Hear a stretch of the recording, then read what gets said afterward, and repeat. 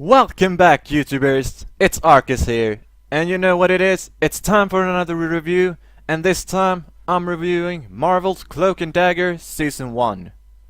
So, this is a new series based on the Marvel Comics characters Cloak and Dagger, as said in the title, and before going into the show, I knew nothing, absolutely nothing about these characters. I mean, I'm not deeply invested in the comics as some other people are.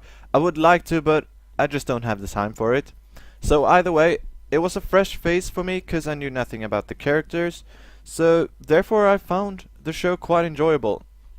So the plot in this show, Cloak and Dagger, it centers around Tandy Bowen, portrayed by Olivia Holt, and Tyrone Johnson, portrayed by Aubrey Joseph.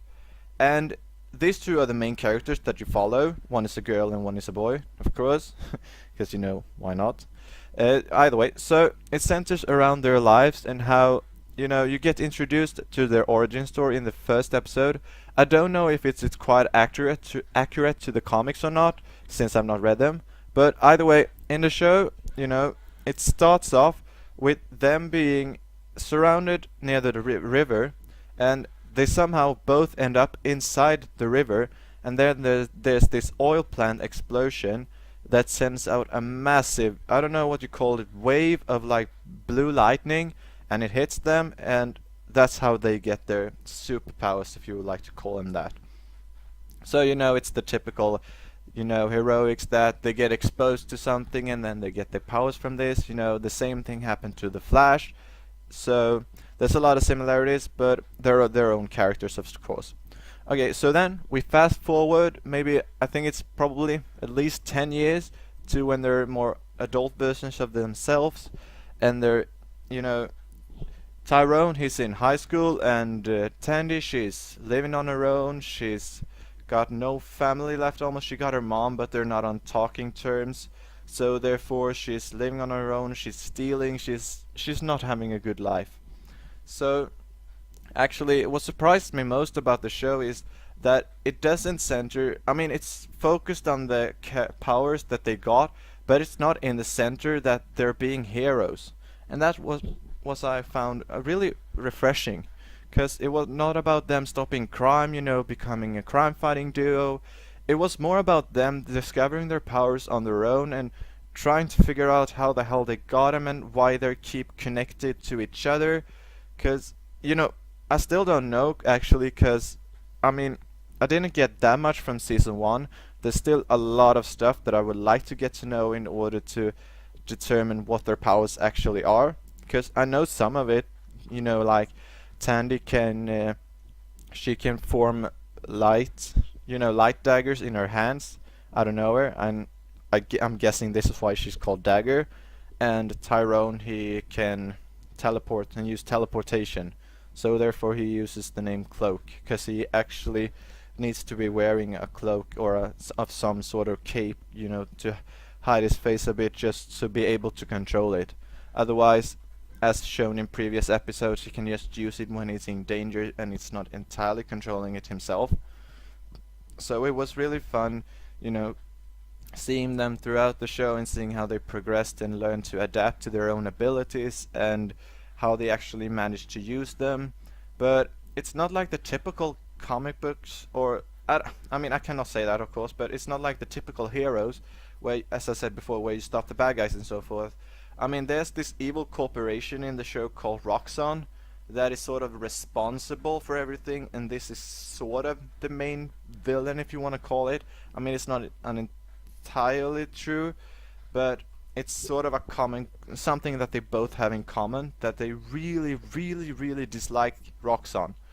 So therefore they keep getting in each other's way, and this is part of their powers. At first I thought they were drawn to each other, but then it turns out that they're actually quite opposites, because Tandy, she's all about the light, and you know, Tandy is Dagger, as I said before, if you all probably already know that.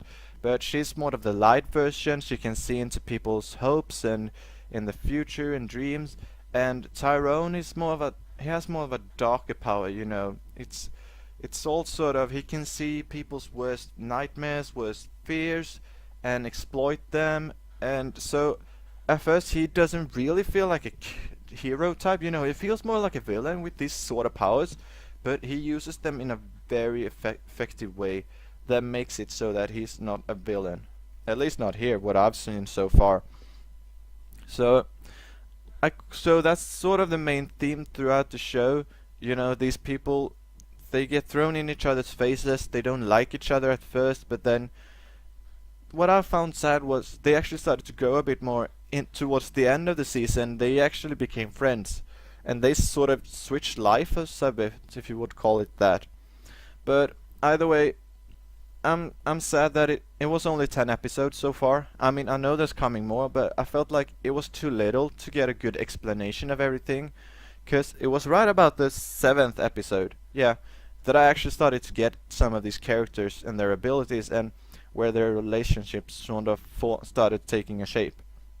So I would have liked to seen more of that. And I mean, we're gonna get it, but I wish they have had more episodes in the first season to further explore it.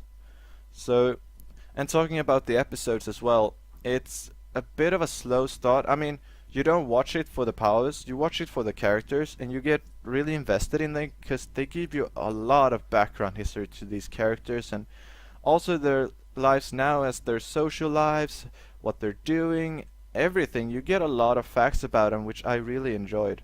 So therefore it's a really good show, and it definitely has a lot of potential going forward.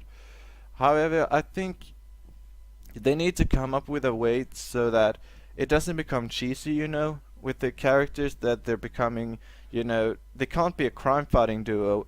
I mean, I don't know if they are in the comics since I've not read them, but I don't want it to turn out like that. I want them to be in their own characters, but still, you know, work together on something. Or I'm just waiting to see what the writers find out about this, or if they're drawing much information or ideas from the comics. I hope they're doing it, because I mean that's probably where people got excited about the show in the first place. You know, they read the comics and so forth.